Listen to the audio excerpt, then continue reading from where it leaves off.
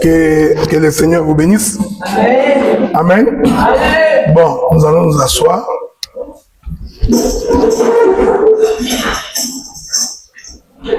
Donc, nous ferons les présentations dimanche. Ok? Donc, c'est dimanche que nous ferons les présentations probablement. Je me présenterai dimanche. Donc, comme nous avons une semaine à partager la parole, et comme ça va être des enseignements, donc j'essaierai de partir lentement. J'essaierai de ne pas être comme j'ai toujours été, de peur que beaucoup de gens ne puissent pas me saisir. Donc je ferai de mon mieux pour que chacun de vous puisse très très bien me saisir. Si vous ne me saisissez pas, posez la question. Écrivez vos questions. Vous pouvez me les faire parvenir avant les cultes. Je verrai si je peux répondre. Sinon, je crois que nous allons nous organiser avec les pasteurs Freddy et bien-aimé Patrick pour que le samedi, que nous puissions avoir une séance de questions-réponses. Ça permettra à ce que nous puissions nous éclairer. Mais le thème que j'avais choisi, c'est la portée prophétique et évangélique des miracles de Jésus. Jésus a fait plusieurs miracles. Ça va être impossible que nous abordions tout. Mais j'ai pris le Saint-Esprit de la manière dont il va nous conduire pour que chacun de nous soit capable de saisir la portée prophétique du miracle et sa portée évangélique. Parce que tout miracle de Jésus a ces deux portées. Il y avait une portée qui expliquait les mystères du royaume. Il y avait une autre portée qui concernait le peuple. Voilà pourquoi toute prédication, tout enseignement et tout message devrait contenir ces deux portions, c'est-à-dire la portion céleste et la portion terrestre. Est-ce que vous me suivez? Alors nous allons d'abord commencer par les livres de Marc dans son chapitre. Laissez-moi voir.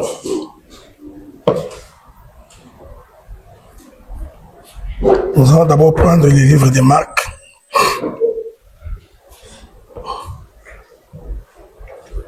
Marc dans son chapitre.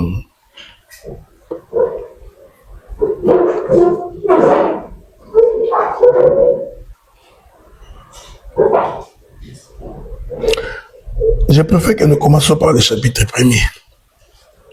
Marc, chapitre 1er.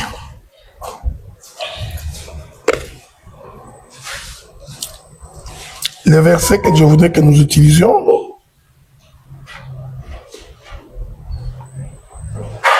je vais donc commencer par le verset 14. Marc, chapitre 1er, je vais commencer par le verset 14. Après que Jean eut été livré, Jésus alla dans la Galilée, prêchant l'évangile de Dieu. Il disait, le temps est accompli et le royaume de Dieu est proche. Répentez-vous et croyez à la bonne nouvelle. Comme il passait le long de la mer, il vit Simon et André, frères de Simon, qui jetaient un filet dans la mer, car ils étaient pêcheurs. Jésus leur dit, suivez-moi, je vous ferai pêcheurs d'hommes. Aussitôt, ils laissèrent leur filet et les suivirent. Étant allé un peu plus loin, il vit Jacques, fils de Zébédée, et Jean, son frère, qui eux aussi étaient dans une barque et réparaient les filets. Donc on comprend que ces deux-là ici également étaient des pêcheurs. Ok? Aussitôt, il les appela, laissant leur père Zébédée dans la barque avec les ouvriers, ils les suivirent. Il se rendit à Capernaum et le jour de sabbat, Jésus entra dans d'abord dans la synagogue et il enseigna. Ils étaient frappés de sa doctrine, car il enseignait comme ayant autorité et non pas comme les scribes. Il se trouva dans la synagogue un homme qui avait un esprit impur. Que la paix de Dieu soit avec vous. Amen. Et qui s'écria, qu'y a-t-il entre nous et toi? Jésus de Nazareth, tu es venu pour nous perdre. Je sais que tu es le Saint de Dieu. Jésus le menaça, disant, tais-toi et sors de cet homme. Et l'esprit impur sortit de cet homme en l'agitant avec violence et en poussant des grands cris. Que le Seigneur bénisse la lecture de l'Écriture. Amen. Nous avons toujours pensé que lire la Bible, c'est l'exercice le plus facile. Parce que tout celui qui sait lire est capable de lire la Bible. Tout celui qui a été à l'école, qui a appris la lecture, peut lire la Bible. Mais est-ce que tous sont-ils capables d'interpréter la Bible? C'est là où se trouve la grande question. Donc, avec vous, je vais vraiment être très calme, parce que je veux vraiment que vous saisissiez. Donc, le problème n'est pas de lire la Bible. Nous pouvons trouver beaucoup de gens, beaucoup de pasteurs, beaucoup de hommes qui se disent hommes de Dieu, qui ont aussi l'habitude de lire la Bible. Mais ce n'est pas la simple lecture de la Bible qui fait de toi ou qui fait de nous prédicateurs. Ce qui fait de nous prédicateurs, c'est quelle est la pensée de Dieu quand il écrivit la Bible. Je vais répéter. Pourquoi Dieu va-t-il nous raconter une histoire de la manière dont il est en train de recruter les gens pour devenir ses disciples? En quoi ceci devient la parole de Dieu? Donc, toute votre Bible là que vous lisez, il faut toujours vous dire en quoi cette histoire ici devient la parole. Un homme s'est marié avec 4 femmes. En quoi un homme qui s'est marié avec 4 femmes devient la parole de Dieu? Isaac est amené par son père pour être tué. Ah ben, c'est une histoire. En quoi cette histoire-là devient la parole de Dieu? C'est là où se trouve le ministère. C'est-à-dire, il faut que l'on soit capable de comprendre dans l'histoire que Dieu a consignée dans la Bible. En quoi cette histoire devient la parole, ou en d'autres termes, devient la pensée de Dieu. Tant qu'on ne l'a pas encore trouvé, on n'a pas encore prêché. Est-ce que vous me suivez? Donc, c'est un exercice que je vous convie, parce que vous allez évangéliser bientôt. Est-ce que vous me suivez? Alors, dans votre évangélisation, c'est là où se trouvera votre point pour attirer quelqu'un.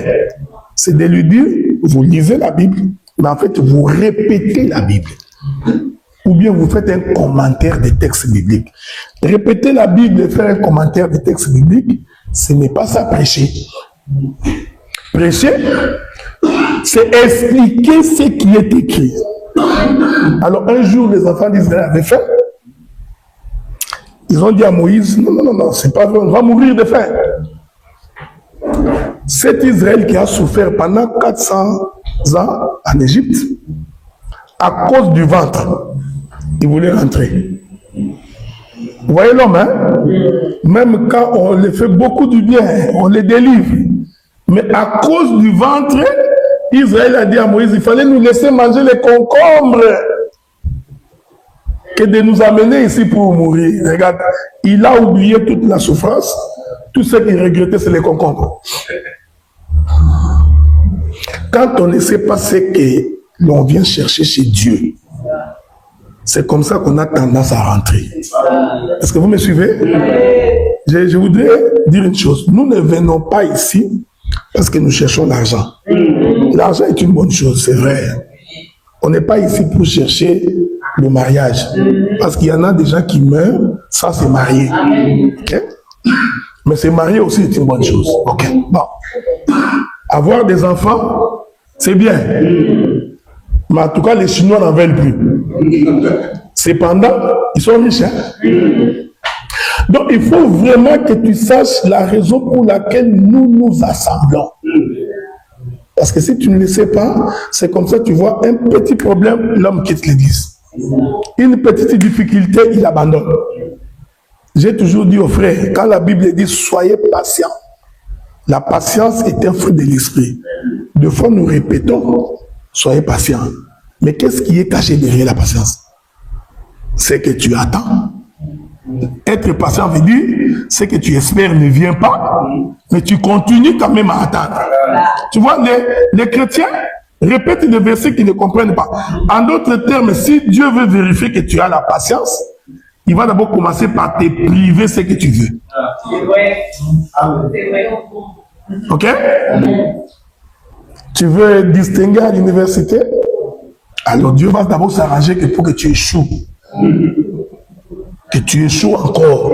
Pour que Dieu voie que tu es patient. Ok? Cela veut dire que tu as la capacité de résister au moment de la souffrance. Tu as la capacité de résister quand tout semble ne pas marcher. Et c'est là qui prouve qu'en fait, tu t'es attaché à Dieu, non pas pour les biens matériels, mais beaucoup plus pour la vie éternelle. Vous savez, un jour, je vais retourner chez Israël, je n'ai pas oublié. Vous savez, un jour, Job, il va apprendre que son troupeau a été envahi, c'est bien. Bon, moi j'ai toujours aimé la Bible parce que à chaque événement qui arrivait chez Job, il y avait toujours quelqu'un qui s'échappait pour donner l'information. Cet homme-là, il était chanceux. Même le jour où ses enfants sont morts, il dit les enfants étaient à la maison de leur grand frère en train de festoyer, et puis un vent a soufflé, les murs ils se sont écoulés. Je me suis échappé pour venir t'informer. Donc lui, il échappait toujours. En quoi ceci est une parole de Dieu? Dieu voulait te dire tout simplement que même quand tu auras des difficultés, même quand tu auras des problèmes, même quand tu auras des défis, si tout le monde mourra, si tu es de Dieu, Dieu trouvera toujours un chemin pour te faire échapper. Est-ce que vous me suivez? Donc ne sois pas comme tous les autres. Vous savez, hier j'ai dit au pasteur, moi c'est la première fois que je viens à Nice, hein? Alors j'étais dans l'avion, mais l'atterrissage était terrible. Il y a eu tellement de turbulences. À un moment donné, je me suis dit, éternel Dieu, tant que je n'ai pas fini la mission pour laquelle je ne suis pas, pour laquelle je suis venu à Nice, eh bien cet avion ne s'écrasera pas. Et je suis sûr, même si elle s'écrasait, je sortirai. Donc, vous voyez, c'est une histoire qui concerne Job, non? Mais quelle est la pensée de Dieu pour toi? C'est que Dieu voudrait te dire, quelles que soient les difficultés, quelle que soit la maladie, quel que soit le problème, Dieu trouvera toujours une porte pour te permettre de sortir. Et ça demande la patience. Est-ce que vous me suivez? Ne sois pas du genre que nous venons de commencer, on a l'impression, non. Dieu vous fait passer par là pour vérifier que vous êtes capable de résister pendant des moments difficiles. L'Écriture dit, quand Dieu envoie Moïse, il dit, tu diras à Pharaon, faites sortir mon peuple.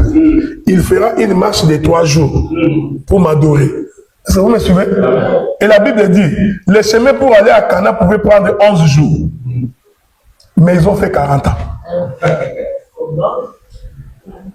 Comment un chemin de quelques dizaines de jours, vous faites 40 ans sans arriver? Bon, on va s'imaginer. C'est sûr qu'il y avait même des gens qui connaissaient le chemin. Qui pouvaient dire à Moïse, mais pourquoi on traîne ici? Regarde, on peut passer par là et on arrive. Mais la difficulté, c'est que ce n'est pas Moïse qui conduisait le peuple.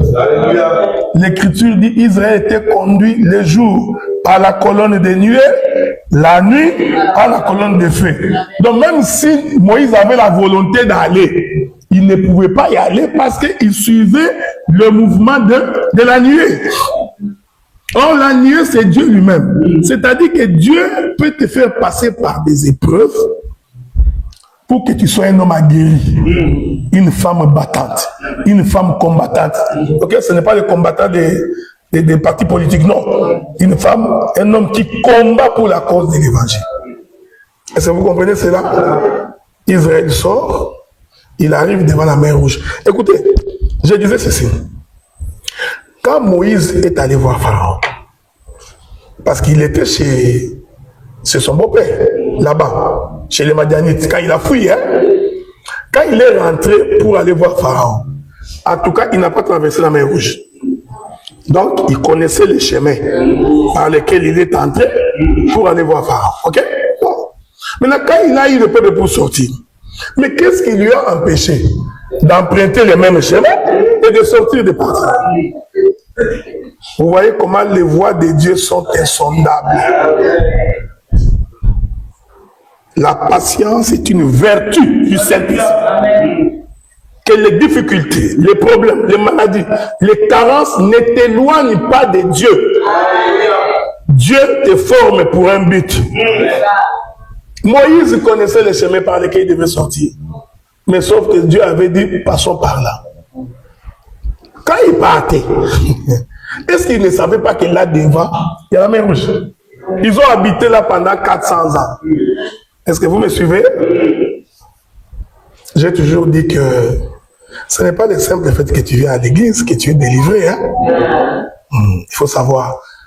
Je vais dire une chose. Ce n'est pas que nous, tu vois dans cette église-là, cette soeur-là m'a insulté. Parce que toi, tu crois dans ton esprit que tous ceux qui viennent ici sont des convertis.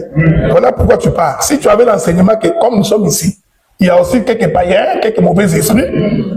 Donc tu comprendrais que même s'il y a un problème, je ne m'inquiète pas. C'est normal. Dieu a déjà dit, quand nous nous assemblerons comme ça, il y aura quelques brebis galeuses. Mais comme les gens n'ont pas la connaissance de la Bible, pourquoi j'ai quitté l'église? Parce que la femme du pasteur m'a mal regardé.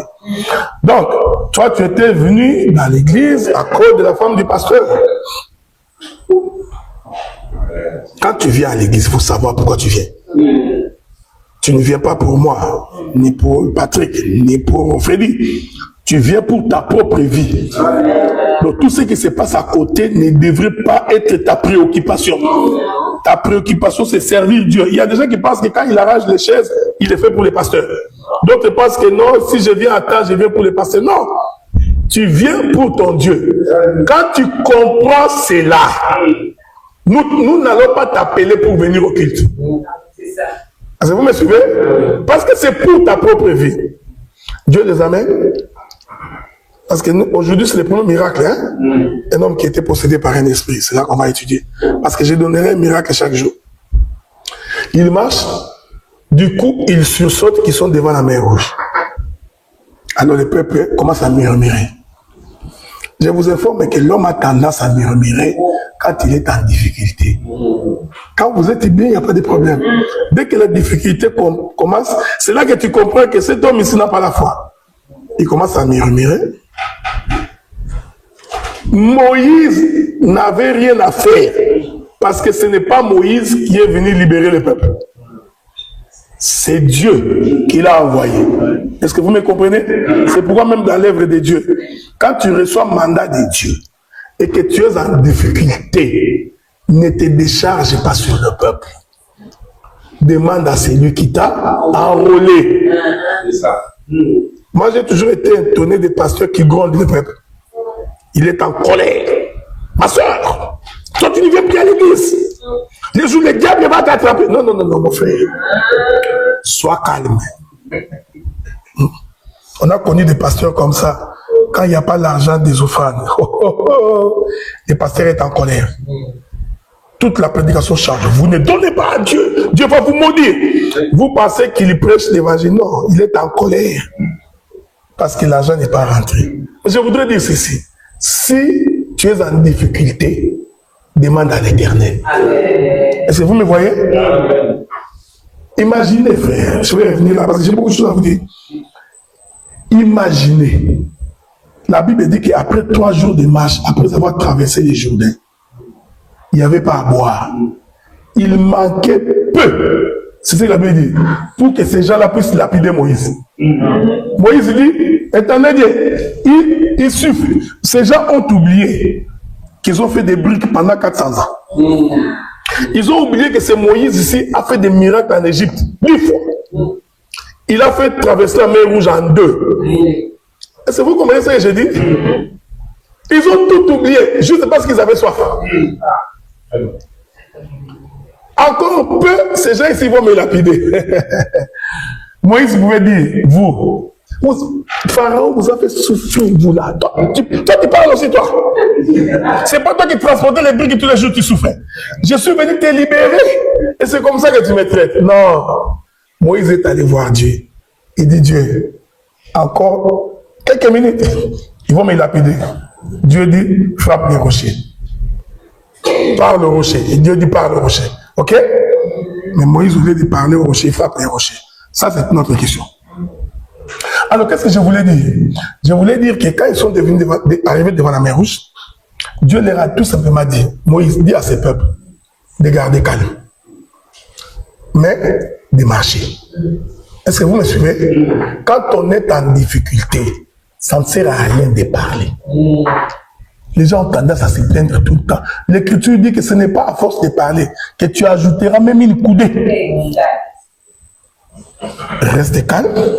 Il dit au peuple, marche. Le peuple pouvait se demander la question, on va marcher pour aller où? Parce qu'il y a la mer. Est-ce que vous me suivez? Non, je voudrais dire à quelqu'un ce soir, quand Dieu dit marche, ne te pose pas la question où se trouve le chemin. On est ensemble, non? Oui, quand Dieu te dit avance, ne cherche pas à vérifier, mais je vais avancer où? Parce que le Seigneur est capable d'ouvrir un chemin là où il n'y a jamais eu de chemin. Il est capable d'accomplir quelque chose que personne dans ta famille n'a accompli. Tu serais probablement la première référence dans ta famille des choses que Dieu ferait dans ta vie. Est-ce que vous me suivez? Fais confiance en ce que Dieu a dit. Les gens de ce monde ne peuvent pas imaginer qu'une femme de 90 ans pouvait accoucher. Selon le monde, c'est impossible. Mais puisque Dieu a dit, j'aime ça. Pierre a dit ceci, nous avons péché ici toute la nuit. Par nous-mêmes, nous n'avions rien obtenu. Sur ta parole. Est-ce que vous me suivez? Sur la parole de l'Éternel, l'impossible devient possible. Le vent soufflera de l'Orient, la mer se divisera, il se créera un chemin là où il n'y avait pas de chemin. J'aime ça. Israël entre maintenant, il se met en marche. Est-ce que vous me suivez? Regardez Pharaon. Il vient. Il sait bien qu'ici, il n'y a jamais eu de chemin. Il ne se demande pas comment un chemin s'est retrouvé dans la mer. Il voit Israël entrer, lui aussi entre. Ah, laisse-moi te dire, le chemin par lequel tu es sauvé va être le chemin par lequel tes ennemis vont mourir. Celui qui te poursuivra, alors que toi tu rencontres la vie, pour lui, ce serait la mort. Ah non, c'est la prière que j'ai fait ce soir. Que c'est celui qui s'élève contre toi. Que toute puissance qui s'élève contre ta vie, toutes les malédictions qui s'élèvent contre ta vie, s'ils continuent à te poursuivre, eh bien, ils vont creuser leur propre tombe. Oui. Oui, oui. J'ai les témoignages dans la Bible. 2 témoignages. Les gens qui sont venus jeter Daniel dans la fosse au lion. L'Écriture dit, avant même que Daniel ne descende, ait déjà été mangé par les lions. Est-ce que vous me suivez? Mais Daniel, lui, est descendu, les lions ne l'ont pas mangé. Ah, ma prière de ce soir, que Dieu ferme la bouche de tous les démons, qu'il ferme la bouche de tous les sorciers, de tous ceux qui s'en veulent à toi. Ils te verront, mais ils ne te boufferont point. Est-ce que vous comprenez cela? Ah oui, un autre témoin des Écritures. Les gens qui ont mis Shadrach, Meshach et Abednego dans la fournaise ardente. L'Écriture dit, leurs propres habits étaient brûlés. Mais les 3 sont entrés intacts. Maintenant, regardez. Ils traversent la mer Rouge. Ils marchent un peu. Je vous invite de vous dire pourquoi ils avaient soif. Quelle est cette soif qui était tellement forte pour pour oublier la souffrance. Je vous informe que ce n'est pas la soif de l'eau du robinet. Est-ce que vous me comprenez? Quelqu'un ne peut pas oublier une souffrance de 400 ans parce que tout simplement il lui manque de l'eau et il veut tuer quelqu'un. Non, cette eau-là que le peuple réclamait a une autre interprétation. Est-ce que vous me suivez? C'est pourquoi Dieu dit à Moïse, parle au rocher. Moïse, au lieu de parler au rocher, frappe le rocher. Vous permettez, hein? J'ai des choses à dire. Dieu avait dit, parle.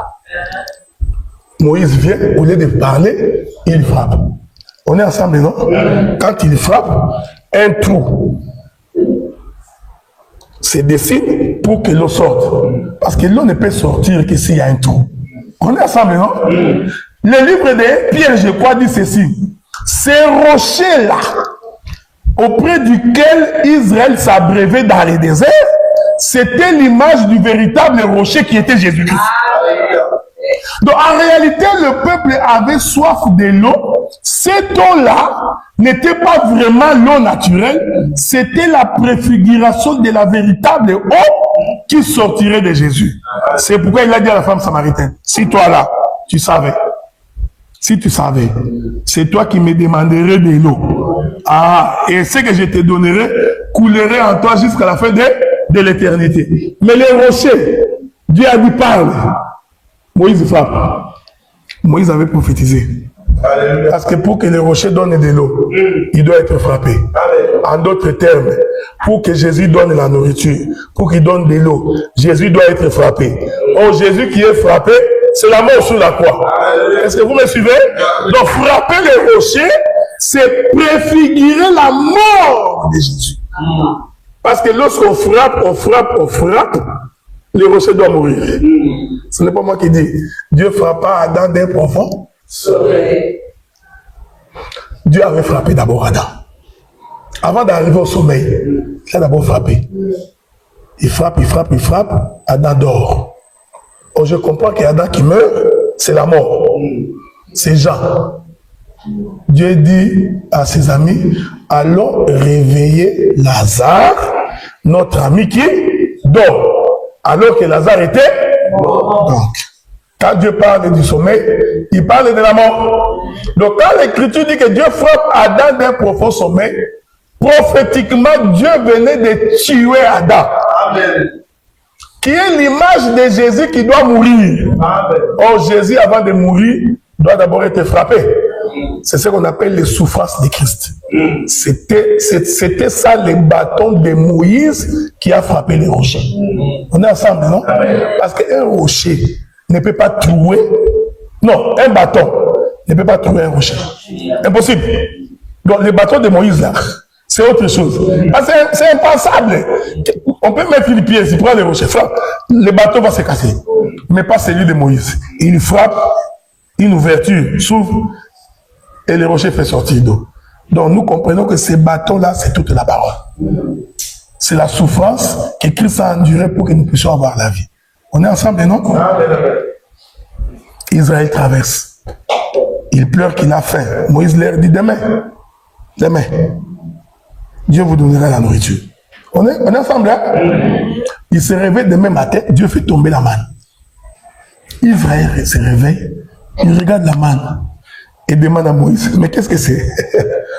Que la paix de Dieu soit avec vous. Je suis en train d'expliquer tout ça pour vous dire que la Bible doit être expliquée et interprétée. Ouais, donc nous ne passons pas notre temps dans Alléluia, Amen, Alléluia, Amen. Que l'Esprit de Dieu soit avec vous. Oh, Alléluia! Non. Arrête de passer le temps. Presse la Bible, ok? Ça fait beaucoup de temps. Il pose la question. Moïse, ça c'est quoi? Moïse dit, mais c'est la manne. Est-ce que vous me suivez? Mais quand vous lisez votre Bible, la manne ne se ramassait pas et se mangeait immédiatement, non? L'Écriture dit la manne doit être pilée. Est-ce que vous me suivez? C'est écrit dans la Bible. La manne, avant de la manger, on les pilait d'abord. En d'autres termes, on ne mangeait pas la manne telle qu'il était tombé. Qu'est-ce que je voudrais dire? La manne étant la parole. La parole ne se mange pas crue. Elle doit être pilée. piler. Piler, c'est ce que j'appelle moi interpréter l'écriture. Voilà pourquoi le ministère a pour mission d'expliquer l'écriture. Alors Jésus, après s'être baptisé, il rentre dans le désert. Il fait 40 jours. Il sort, il commence le recrutement. Suivez-moi attentivement. Pendant qu'il marchait le long de la mer, il voit Pierre et André. Ils étaient en train de faire quoi? Ils avaient fini la pêche. Ils étaient en train de faire leur filet. Jésus vient. Il dit, vous, suivez-moi. Je ferai de vous un pêcheur d'hommes. Ils abandonnent leur filet et suivent Jésus. On est ensemble, non? Ils continuent. Ils croisent les deux fils de Zébédée. Et ils étaient en train ils avaient fini leur pêche. Ils étaient en train de lier leur filet. Remarquez, il leur dit, vous aussi, suivez-moi. Ils abandonnent leur père et les ouvriers et suivent Jésus. Le premier recrutement de Jésus avant de faire les miracles. Ok? C'est important. Je parle du premier recrutement de Jésus avant de faire les miracles. Il ne faut pas confondre avec les miracles du vin. Il y a des gens qui disent que le miracle du vin, c'est le premier miracle de Jésus. C'est faux. On va lire.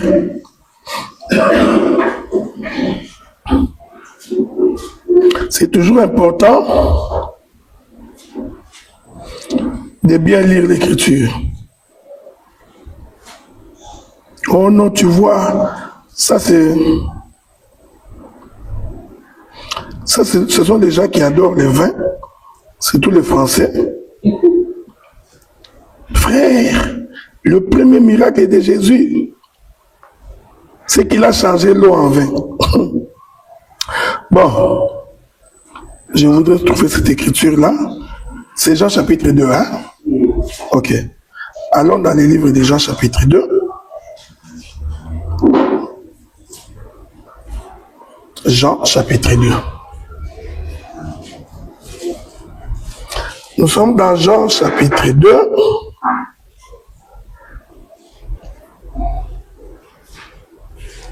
Il faut bien lire. Jean chapitre 2 n'est pas le premier miracle de Jésus. Est-ce que vous me suivez? Le premier miracle de Jésus, c'est Marc. Là où nous avons lu. Regardez. Premier verset. 3 jours après, il y eut des noces à Cana, en Galilée. La mère de Jésus était là. Et Jésus fut aussi invité aux noces avec ses disciples. Le vin ayant manqué. Je répète. 3 jours après, il y a eu des noces où? À Cana. Quel Cana? Cana de Galilée. Ok, on est ensemble, non? Je voudrais, attendez, il doit y avoir une autre écriture que je cherche pour nous permettre de très bien faire asseoir cette pensée-là. Verset 11. Attendons, on va voir.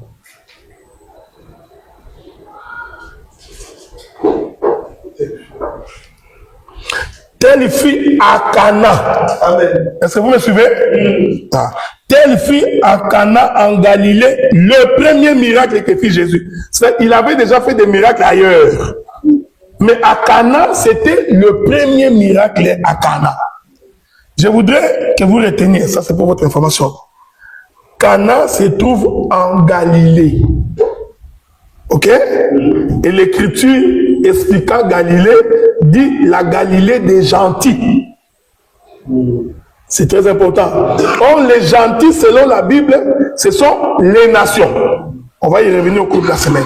Donc, c'est à Cana que cela fit le premier miracle. Mais ceci n'est pas le premier miracle de Jésus. Le premier miracle de Jésus, c'est dans Marc. On va l'expliquer plus tard pendant qu'on va marcher. Pourquoi c'est dans les livres de Marc. Ok?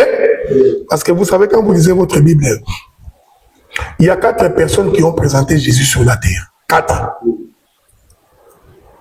Les gens qui nous ont raconté la vie de Jésus sur la terre, ils sont au nombre de 4.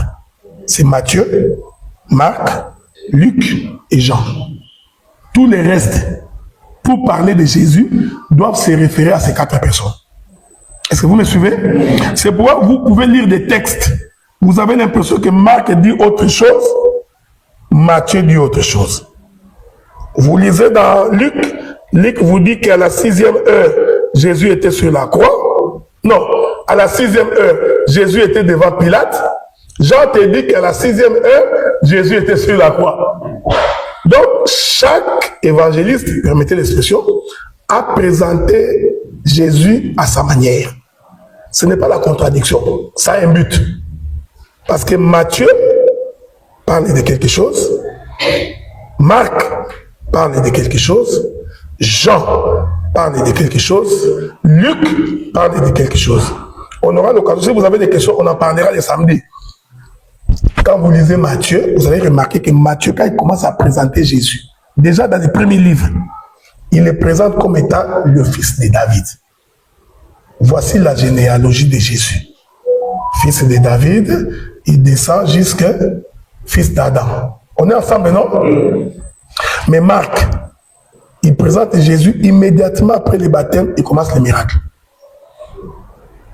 Donc, Matthieu a présenté Jésus dans sa lignée royale. Tout son texte fait référence à Jésus en tant que roi.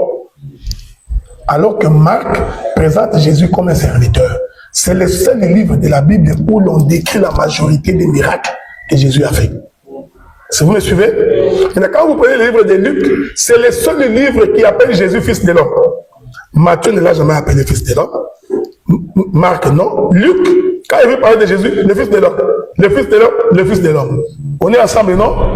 Alors que Jean présente Jésus comme un prophète. Au commencement était la parole. La parole, donc il nous rentre au commencement. Il ne nous dit même pas d'où il est venu. Il commence directement comme un prophète. Ce sont les 4 présentations que les 4 ont fait de Jésus. Donc ce qui apparaît comme des contradictions, en fait, ce n'est pas la contradiction. C'est la manière dont chacun a vu le Seigneur. Parce que dans le trône de Dieu, il y a 4 êtres vivants. Il y a les lions, Judas, les lions de la tribu de Judas.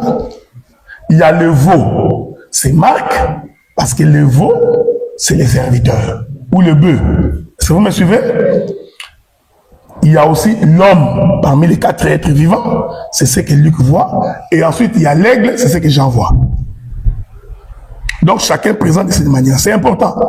Donc, le premier miracle de Jésus dans Marc, il sort du désert, commence d'abord par recruter.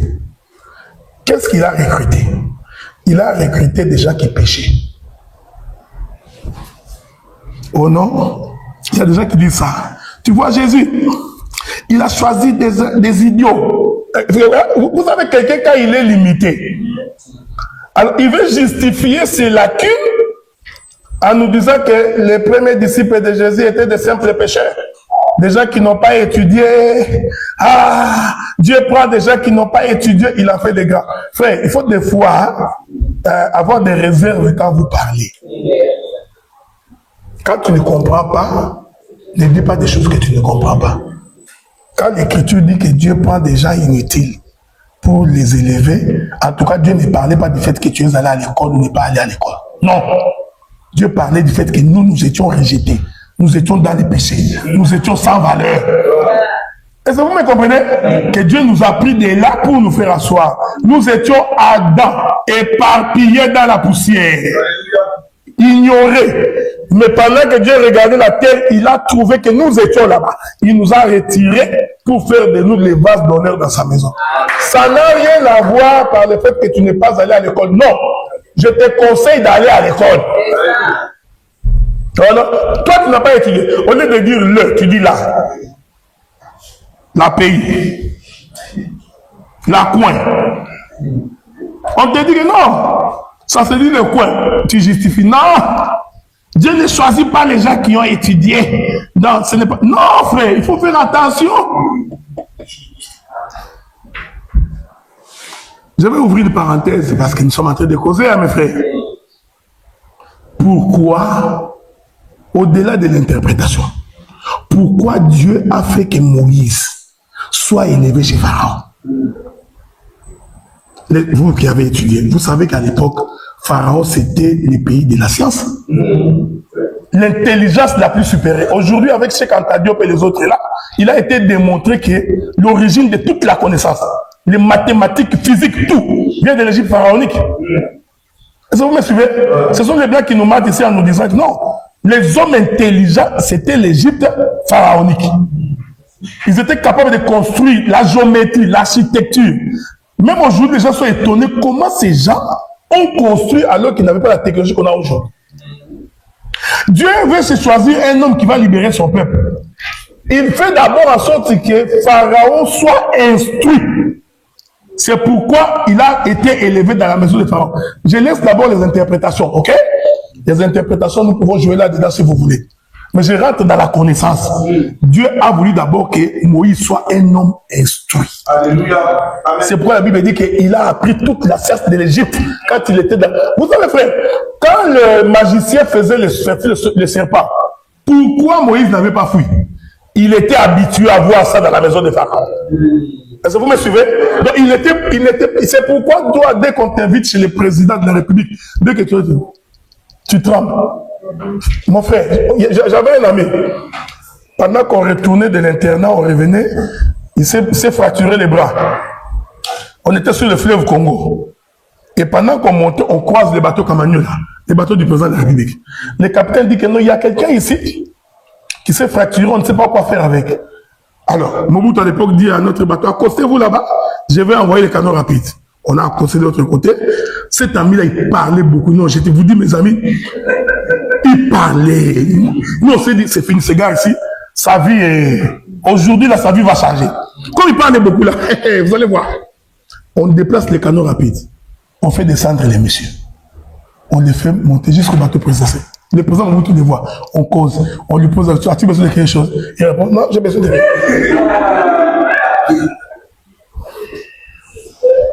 Est-ce que vous me comprenez? C'est-à-dire que Moïse, d'abord naturellement comme ça, n'était pas complexé devant Pharaon. Est-ce que vous me suivez? Ici, je suis en train d'exhorter même les gens qui sont appelés au ministère. Si vous avez le temps d'étudier, allez étudier.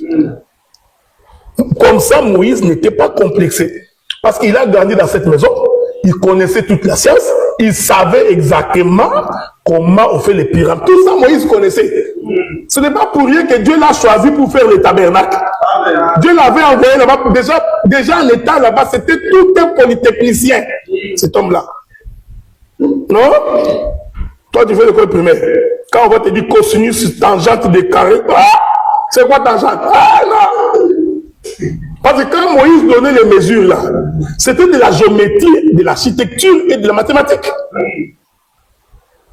C'était lui le concepteur. Donc Dieu ne pouvait pas faire. Il faut bien lire la Bible. Non, il a choisi des simples pécheurs. Tout ça pour justifier tes incapacités. Tu les justifies dans le corps de Pierre. Laissez Pierre, Jacques et les deux fils de Zébédée tranquilles. Ils n'ont rien à voir avec ce que tu dis. Est-ce que vous me suivez? Je vais revenir pour démontrer que ça n'a rien à voir avec les pierres. Donc, Moïse était instruit. D'ailleurs, quand il est allé donner de l'eau aux 7 filles de Jéthro, quand ils sont rentrés, on leur a posé la question. Pourquoi vous êtes rentrés si tôt? Écoutez les réponses. Un Égyptien. Parce que même dans sa manière de s'habiller, on sentait que c'était un prince. Est-ce que vous me voyez? Donc, comme ça, là, Moïse était un prince. Donc, il n'était pas n'importe qui, frère. Moi, j'ai la confession que n'importe qui ne peut pas diriger l'église du Seigneur. C'est pourquoi aujourd'hui, nous avons déjà impolis, mal éduqués. Ils ne savent pas comment parler devant les gens. J'ai trouvé un prédicateur qui prêche, il prend son doigt, il met dans le nez devant les gens.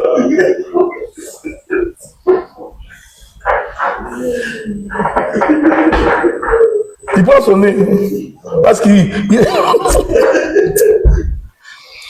a des mangeaisons. Est-ce que vous comprenez? Paul appelle cela la malséance. Tu vois? Donc les notions de bienséance, quelqu'un cultivé, quelqu'un éduqué, il sait. Quand je voudrais parler à des mamans, je sais de quelle manière je dois parler aux mamans. Non, tu trouves des pasteurs, une femme mariée, la femme d'autrui. Sœur, toi demain tu m'amènes le foufou. Non, c'est la femme d'autrui. Est-ce que vous comprenez ce que je dis? C'est la femme d'autrui, même si tu es pasteur. C'est comme ça qu'aujourd'hui, beaucoup de gens ne prient pas, parce qu'ils trouvent que vos histoires de vos pasteurs, des aventuriers, là... Un frère a péché, même si on doit l'excommunier. Mais ce frère-là qui a péché, c'est un parent. Est-ce que vous comprenez ce que je dis? Il est le père de quelqu'un, la mère de elle. Vous les mettez devant gens. Ces frères ici, impudiques, prostitués, nous les chassons. Non, c'est une manque d'éducation. Et tu verras les gens sur TikTok. C'est bon, c'est bon. Non, non. Donc la notion, c'est pourquoi, frère, j'ai toujours été contre les prédicateurs. Vous savez, à l'époque là, nous, quand on grandissait, Jésus revient bientôt. Jésus revient bientôt, Jésus revient bientôt, Jésus revient bientôt, tout le monde. Il y a eu certains qui ont abandonné les études. Aujourd'hui, ils crèvent, hein? Jésus revient bientôt, on attend. Nous, on a eu le temps d'étudier. On a un peu trouvé du travail. Maintenant, comme ils n'ont pas étudié, Jésus n'est pas encore revenu. Maintenant, la jalousie, l'envie. Il y a des péchés qui viennent par le fait que tu n'as pas d'argent. Certains péchés peuvent fuir seulement dès que tu as l'argent en poche. Les péchés lui-même fuient. Est-ce que vous me comprenez? D'ailleurs, ce qui est encore intéressant, c'est que même ici, dans les pays occidentaux, on donne toujours la possibilité aux gens, même d'avoir une formation. Regardez, permettez, parce que nous sommes en train de causer. J'ai encore une semaine, j'ai le temps. Nous, quand on était en Afrique, on pensait que pour s'en sortir dans la vie, il faut seulement avoir fait l'université. C'est faux. Aujourd'hui, il est démontré que les gens qui font des travaux manuels gagnent beaucoup plus d'argent que ceux qui travaillent à la banque. Les maçons qu'on négligeait en Afrique là, ici c'est un petit Richard. C'est vous comment ça j'ai dit? Les frigorifistes, celui qui arrange le frigo. Moi j'ai un frère, il arrange le frigo. Mais il faut voir la maison qu'il a achetée. Est-ce que vous me comprenez?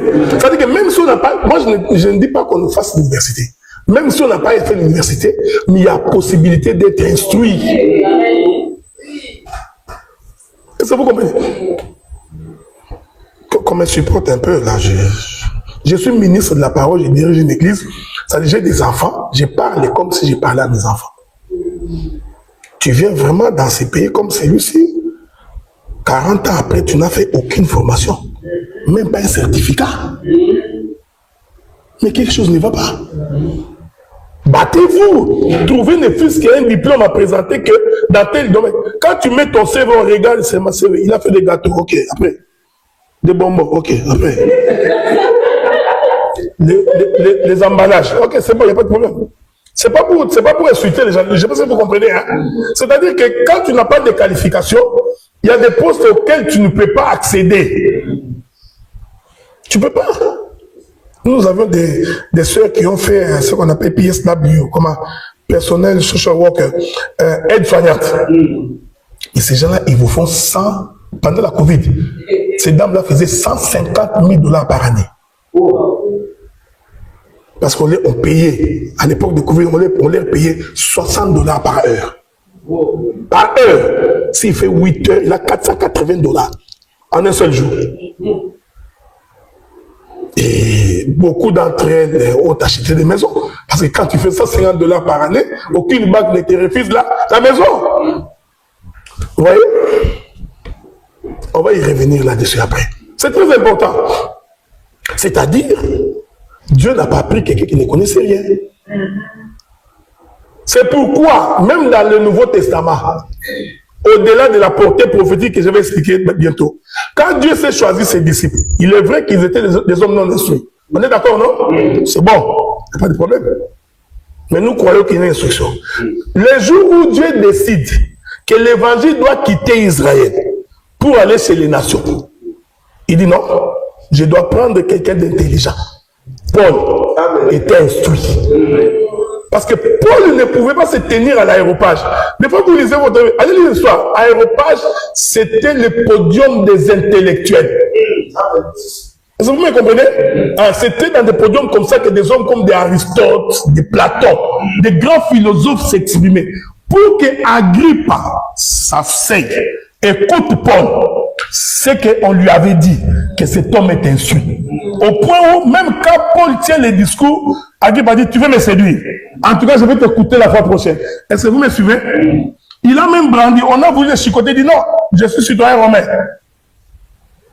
Ah, il avait une double nationalité. Est-ce que vous me comprenez? Dieu savait que Paul, ayant étudié, quand il sera devant des hommes instruits, il est capable de parler comme eux, de faire comprendre les choses comme eux, pour que ces gens ici croient à l'évangile. Je laisse la révélation. Aujourd'hui, vous qui m'écoutez même en ligne, oubliez d'abord la révélation. Jésus était où? De l'âge de 12 ans jusqu'à 30 ans. Il était où? Est-ce que vous me suivez? C'est important. Même tous, parce que pour, écoutez, on laisse d'abord, il est Dieu, ça on sait. Mais de 12 à 30 ans, quand il apparaît, il venait d'où? Posez-vous maintenant la question. Pourquoi Dieu a-t-il dit à Marie, comme l'ange, comme on cherche à tuer Jésus, amenez-les en Égypte? Voilà. La révélation, vous en avez. La connaissance. Il est allé faire quoi en Égypte? Pourquoi on l'a renvoyé en Égypte? Parce que l'Égypte, c'est là se trouvait la science de toutes les connaissances. Est-ce que vous me suivez? Il choisit. Donc, vous comprenez que moi, je pense un ministre instruit, vous verrez même dans sa manière de conduire l'Église, dans sa manière de prendre des décisions, dans sa manière d'agir, on peut savoir que celui-là, en dépit du Saint-Esprit qu'il a, il est instruit. Il y a une expression, ça c'est mon expression, ce n'est pas la Bible. Hein? Moi j'ai toujours dit que le Saint-Esprit dans le corps d'un frère impoli, c'est une bombe à retardement.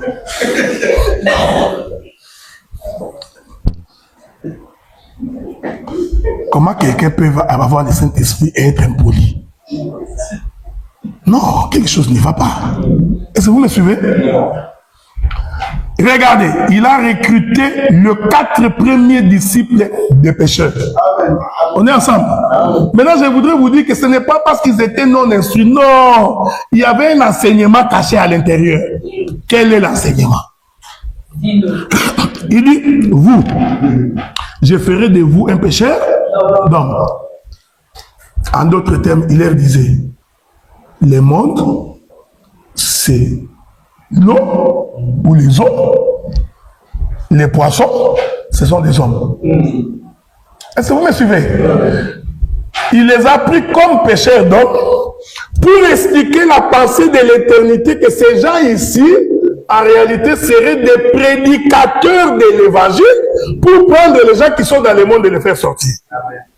Ce n'est pas parce qu'ils étaient non instruits. Non, la pensée de Dieu, c'était de nous démontrer que le monde que vous voyez, c'est le monde, c'est les eaux. Bon, je vais donner une écriture, non? On est ensemble, hein? Dans le livre de Genèse. La Bible dit, au commencement, Dieu créa les cieux et la terre. Il n'y avait que de l'abîme sur toute la surface de la terre. Faites attention. La surface de la terre, c'est très vague. C'est quand vous descendez le verset que vous comprenez qu'est-ce que c'est la surface de la terre. La Bible dit, au commencement, l'Esprit de Dieu s'est mouvé où? Au-dessus des eaux. Ah, donc, le monde, c'est les eaux. C'est la Bible, non? Ah, donc, le monde, c'est les eaux. Et l'Esprit de Dieu s'est mouvé au-dessus des eaux. En d'autres termes, l'Esprit de Dieu s'est mouvé au-dessus du monde. Parce que c'est mouvant, ça veut dire que, je vais le dire autrement, ça veut dire que le monde ne pouvait pas l'engloutir. C'est pourquoi il mouvait au-dessus. Alors que naturellement, si toi tu marches au-dessus des eaux, le monde va t'engloutir. Hein? Tu n'as pas le choix, l'eau va t'engloutir. Mais lui marchait au-dessus, il s'est mouvé au-dessus. La pensée spirituelle, c'est pour dire qu'il a la capacité de marcher sur les scorpions, les mauvais esprits, sur toute la puissance du monde. Voilà pourquoi quand nous croyons au Seigneur, spirituellement, nous aussi, nous au-dessus des gens. Est-ce que vous voyez ça? Un homme spirituel ne peut pas être attiré dans les choses du monde. Est-ce que vous comprenez ça? Donc, les eaux représentaient le monde. On est ensemble, non? Je ferai de vous un pécheur d'homme. Mais quand Dieu dit ça, donc il voulait dire à Pierre et aux autres que, en fait, les hommes sont dans le monde. Or, naturellement, qu'est-ce qu'on pêche dans l'eau? C'est le poisson. Donc Dieu leur disait, vous allez pêcher les hommes dans le monde comme on pêche les poissons dans l'eau.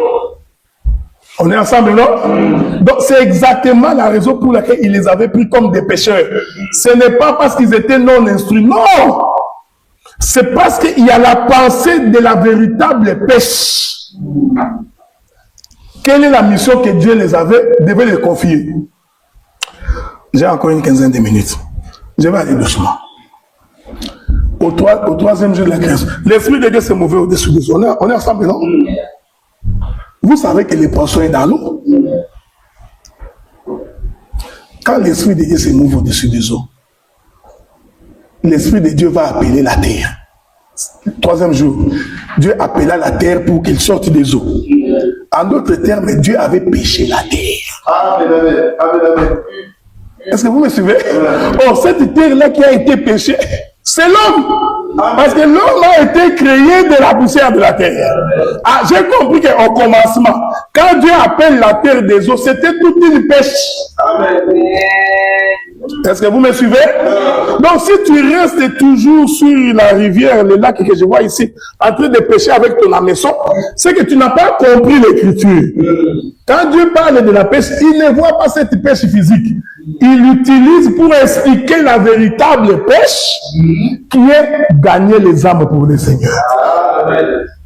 On est ensemble, non? Voilà pourquoi, tout le temps que Jésus s'est promené avec les disciples, Pierre avait toujours son couteau de pêche.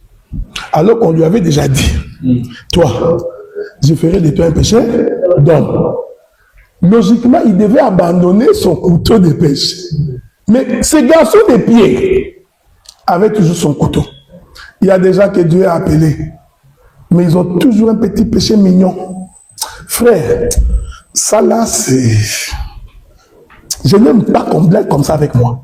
Je peux tout supporter, hein, frère, mais pas ça. C'est son petit couteau. Qui met la main à la charrue et regarde en arrière, n'est pas digne du royaume.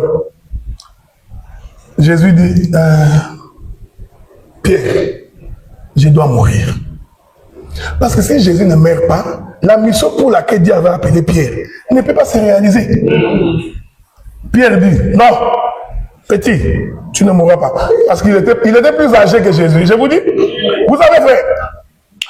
Dans l'œuvre de Dieu, ça c'est entre nous. Ce n'est pas l'âge. C'est la grâce qui est sur la personne. Est-ce que vous me comprenez? Oui, oui. Tu peux être plus âgé que moi, mais c'est la grâce qui conduit, ce n'est pas moi. Pierre avait tendance à croire que Jésus c'est son petit. Jésus dit, qu'est-ce qu'on dit de moi? Tout le monde parle. Et vous, qu'est-ce que vous dites de moi? Pierre fait retourner tout le monde derrière vous. Petit, entrez ici. Tu es le Fils de Dieu vivant, le Christ. Jésus regarde et dit, Pierre, ce n'est ni la chair ni le sang qui t'ont révélé ça. C'est mon Père. Ah, la Pierre dit, oh, le Père est avec moi. Est-ce que vous me suivez? Pierre dit, moi Dieu est avec moi. Non, ma bouche là c'est Dieu. Il y a des gens comme ça. Quelques temps après, Pierre, je vais aller mourir. Il dit, non, petit, tu ne meurs pas. Jésus regarde, arrière de moi Satan. Si c'était toi, moi, il n'y a pas longtemps, il avait dit que Dieu m'a révélé. Aujourd'hui, il dit que j'ai Satan. Ah non! Est-ce que vous me suivez? Les jours où il mangeait, parce que c'est là qu'on va finir pour aujourd'hui, les jours où il mangeait sur la table, Jésus dit, l'un d'entre vous me trahira. Lisez les textes. Pierre va voir Jean. Alors que tout le monde s'était tué, Pierre va. Parce que la Bible dit que Jean, c'était les disciples que Jésus aimait beaucoup. Ok? Pierre va voir Jean. Il dit, demande-lui. C'est qui? Jean aussi vient. Maître, c'est qui? Dieu soit loué. Que Jean n'avait pas donné la réponse à Pierre. Parce que si Pierre avait su que c'est Judas Iscariote, je vous informe que Judas, il n'allait pas voir la porte. On allait les tabasser, vous n'avez aucune idée. Maître, c'est qui? Jésus a donné la réponse à Jean. Est-ce que vous me suivez? Comprenez que tout ça, c'est le mystère du royaume. Il y a des choses à dire ici. Hein? Je suis en train de passer. Jean connaissait qui allait vendre Jésus. De tous ceux qui étaient sur cette table-là, la seule personne qui connaissait qui allait vendre Jésus, c'est Jean. Parce que Jésus a répondu à Jean. Il dit, celui avec qui je tremperai le pain dans la coupe. C'est celui-là qui me vendra. Donc Jean était en train de regarder pour voir celui qui trempera la coupe avec Jésus, le pain dans la coupe avec Jésus. Et il a vu Judas. Quand Jésus a trempé, Judas aussi a trempé. Judas mange, le diable est entré en lui. Jean regardait. Il savait que la paix de Dieu soit avec vous. Quand Dieu t'aime, frère, il ne te cache rien. Est-ce que vous voyez? Jean, c'était le bien-aimé de Dieu. C'est ce que tu es. Cacherais-je quelque chose à Abraham? Non. Quand on est de Dieu, Dieu doit toujours te révéler ses plans. Il ne peut pas faire. Moi, je ne crois pas que Dieu peut nous abandonner comme ça. Non.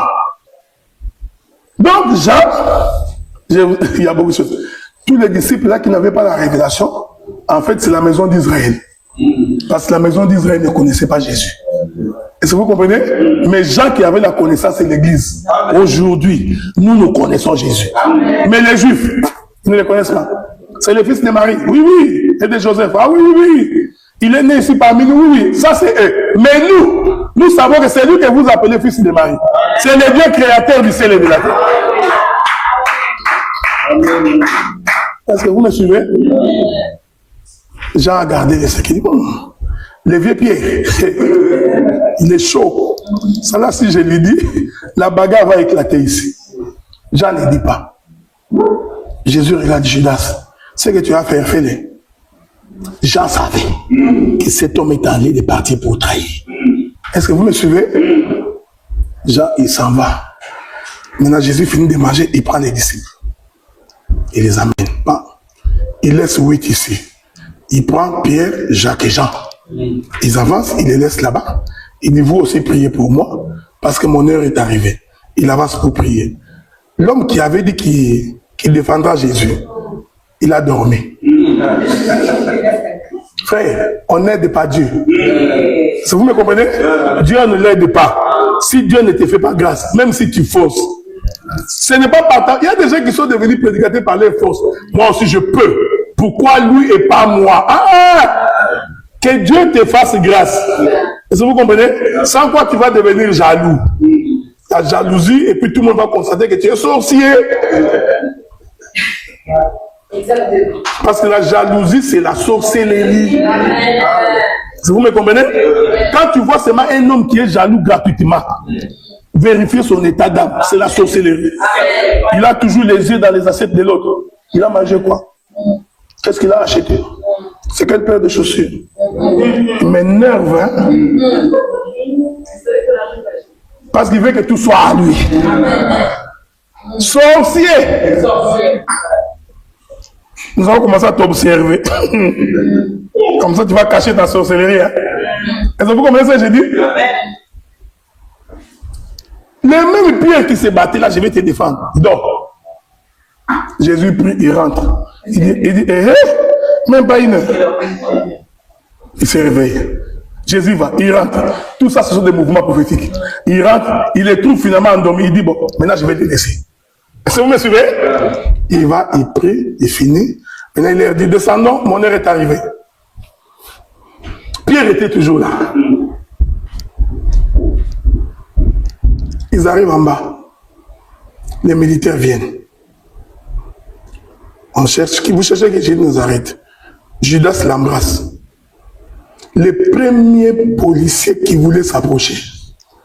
Malchus, Pierre les récupère. Il fait sortir les couteaux. L'oreille tombe. Là, il regarde Jésus. Je t'avais dit.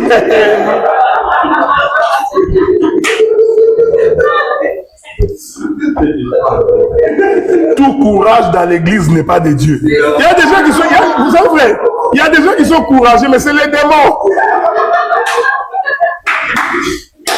Si tu es courageux, vous croyez que c'est les ailes de l'évangile? Non, qui? Les choses de Dieu, ce n'est pas le courage. C'est la, vous savez, quand on a la grâce, ça vient doucement, sans forcer. C'est pourquoi, quand tu as besoin de recours à Dieu, prie Dieu pour que Dieu t'assiste. Est-ce que vous me suivez? Il regarde Jésus. Jésus dit, toi, Rémé, qui tue par l'épée, mourra par l'épée. Est-ce que vous me suivez? J'ai fini dans 5 minutes. On prend Jésus. Comme il avait prouvé à Jésus que moi, non, tu ne mourras pas. Ce messie de Pierre va poursuivre Jésus jusqu'à la cour de Caïphe. Jésus lui avait dit, toi, avant que les coqs n'aient chanté 2 fois, toi, tu m'auras déjà régné. Il entre. Il faisait froid. Non. Je dois m'échauffer. Il voit les gens en train de s'échauffer. Il vient. Quelqu'un les regarde. Toi, tu as été avec cet homme. Je voudrais dire ceci, frère. Quand tu es vraiment avec Jésus, les gens, même en te regardant, doivent témoigner que oui, toi là, tu es chrétien. Toi, on te connaît chrétien ici. Mais au travail, à l'école, tu es comme eux. Non! Il faut que les païens témoignent que toi là, tu n'es pas comme nous. Si les gens doivent aller marcher nus à côté de la plage, n'appelez pas cette soeur là. Parce qu'elle ne viendra pas. Est-ce que vous comprenez ça? Ils ont seulement regardé. Toi, moi, c'est lui qui avait dit qu'il va défendre Jésus. Dis-moi, je ne me connais pas. Quelqu'un lui dit, même ta façon de parler. Vous voyez? Prouve que tu as été avec Jésus. Écoutez, on prend Jésus, on le crucifie. Pierre fuit. Les jours où on apprend que Jésus est ressuscité, il court. Parce que vous savez, il faut lire la Bible. Les maris et les autres sœurs sont arrivés avant, mais ils ne sont pas entrés dans les tombeaux. Pierre est arrivé après. Courageux. Il se rend compte que Jésus n'est pas là. Il perd espoir. Dieu lui avait dit, je ferai de toi un pécheur d'homme. Pierre rentre pour aller pécher physiquement. Après la mort de Jésus, il dit, ah, cet homme ici, il est parti. Je vais retourner. Non, frère, quand Dieu t'a appelé, tu ne retournes pas dans l'ancienne vie. Pierre retourne, il pêche. Il était avec son frère. Ils ont pêché toute la nuit. Que la paix de Dieu soit avec vous. Il pêche toute la nuit, il pêche toute la nuit, il pêche. Malgré son expérience de pêche, il n'a même pas attrapé un fretin. Frère, dans l'œuvre de Dieu, l'effort de l'homme ne te fait pas obtenir ce que tu veux. Pierre, malgré son expérience, il pêche, il pêche. Ce que j'aime encore dans ce verset-là, la Bible dit qu'il pêchait nu. Honnêtement, entre nous, si tu croises quelqu'un, un vieux comme Pierre, en train de pêcher nu, tu diras quoi? Sorcier! Cette nudité-là a une explication dans la Bible. Est-ce que vous me suivez? Oh, tout celui qui est nu, c'est celui qui a perdu la gloire de Dieu. Souvenez-vous d'Adam. Dès qu'il a péché, il constatait qu'ils étaient nus. C'est-à-dire qu'un vêtement qui les couvrait avait quitté. En d'autres termes, cette pêche-là de Pierre, qu'il faisait en état nu, c'était la pêche d'un inconverti, de quelqu'un qui n'a pas Dieu. Est-ce que vous me suivez? C'est pourquoi quand il a reçu le Saint-Esprit, il ne peut retourner pécher. Jésus vient. Il dit, oh mes enfants, vous n'avez rien obtenu. Il dit non. On a péché toute la nuit. Même pas un fretin. Jésus leur dit, montez dans la barque. Avancez. Du côté droit. Jetez les filets. On est ensemble, non? Je ferai de toi quoi? Un pécheur d'homme. Jésus va lui rappeler la prédication du jour où il avait appelé. Il dit, maintenant, monte dans la barque. Nous allons continuer ça demain. Tu montes d'abord dans la barque. Ah ben parce que j'ai fini bientôt, maman. Je sais que tu n'as pas envie que j'arrête, mais je dois arrêter. Il monte dans la barque. On est ensemble, non? Pour faire la pêche de l'éternel, on doit d'abord monter dans la barque. On avance. Il jette du côté droit. On ne jette pas du côté gauche, du côté droit. C'est important. Pierre a confirmé qu'en tout cas, nous, partout ici, on est passé toute la nuit, on n'a rien reçu. On est ensemble, non? Il prend les filets, il jette. Que la paix de Dieu soit avec vous. Dès que les filets touchent l'eau, je vous avais dit que l'eau, c'est quoi? Dès que les filets touchent l'eau, il va faire un bruit. Ce bruit-là, là où il n'y avait pas de poisson, ce bruit va appeler les poissons. Amen. Ce qui s'est passé ce jour-là, c'était que tous les poissons qui étaient éparpillés, quand on a jeté le filet, ils ont entendu comme si on les appelait. Est-ce que vous me suivez? Donc, s'il y a un poisson qui s'appelle le capitaine, qui s'est rendu du côté de la Hollande, quand on jette le filet, il fait demi-tour. Ah, je voudrais dire à l'enfant de Dieu, quand on écoute la parole, peu importe là où on est, la parole doit te dire rentrons à la maison. Est-ce que vous me suivez? Parce qu'ils ont témoigné qu'ici on n'a rien trouvé. Donc j'ai compris que cette pêche-là, c'était la confirmation qu'il faisait de Pierre, prédicateur de l'évangile. Il jette les filets frappent les eaux. Ces filets-là, on va voir ça demain. Matthieu chapitre 13. L'Écriture dit que c'est la parole. Amen. Est-ce que vous me suivez? Il jette les filets, frappe l'eau. L'eau, c'est le monde. Les filets, c'est tout un prédicateur. Quand il frappe, Nina, il dit, retournons. C'est pourquoi nous avons la foi. Celui qui écoute la voix de Dieu ne peut pas résister. Les filets rentrent. Qui a appelé les filets? C'est Dieu. Nous, prédicateurs, ce n'est pas nous qui vous appelons. Nous, nous jetons les filets. Mais celui qui fait en sorte que vous entriez dans les filets, c'est Dieu. C'est pourquoi Jésus avait dit, personne ne peut venir à moi s'il n'est pas attiré par le Père. Frère, en toute humilité, nous les pasteurs, ce n'est pas nous qui vous attirons. Nous prêchons l'évangile, c'est Dieu qui vous attire. Est-ce que vous me suivez? Je vais m'arrêter ici parce que je vais continuer demain. Une fois que les poissons dans les filets, écoutez, les poissons rentrent dans les filets, mais les poissons sont encore dans l'eau. On est ensemble, non? Donc tu peux rentrer dans les filets, mais tu es encore dans l'eau. Parce qu'il va rester un mouvement, il faut que les Pierre et les autres puissent tirer le fil, c'est-à-dire le faire sortir des eaux. Que la paix de Dieu soit avec vous. La prédication, frère, c'est de te faire sortir du monde. Amen. Première mission, d'abord. Pour que Dieu te bénisse, accepte d'abord de quitter le monde. Pour que Dieu te soutienne, accepte d'abord de quitter le monde. La parole a pour la mission première de te faire sortir des eaux. Pierre regarde, ah, c'est lui. La Bible dit qu'il s'habilla. C'est jeta de nouveau. On est ensemble, non? Donc, il a fait 2 plongeons dans l'eau. Je vais revenir. Hein? La première, il n'était pas habillé, mais la deuxième, il s'habille. Il se retourne, il dit, ah, c'est Jésus. Maintenant, Jésus les regarde. Il dit, Pierre, c'est là que j'ai fini, hein, mon frère Patrick. J'ai fini là. Il lui dit, Pierre, m'aimes-tu? Pierre répond, je t'aime. Paie mes brebis. Il continue. Pierre, m'aimes-tu? Oui, je t'aime. Paie mes brebis. Pierre, même dit Pierre s'énerve. Il dit, oh.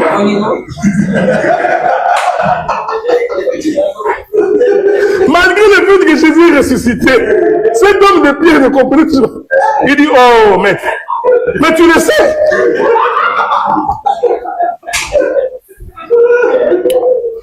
Que Dieu vous bénisse.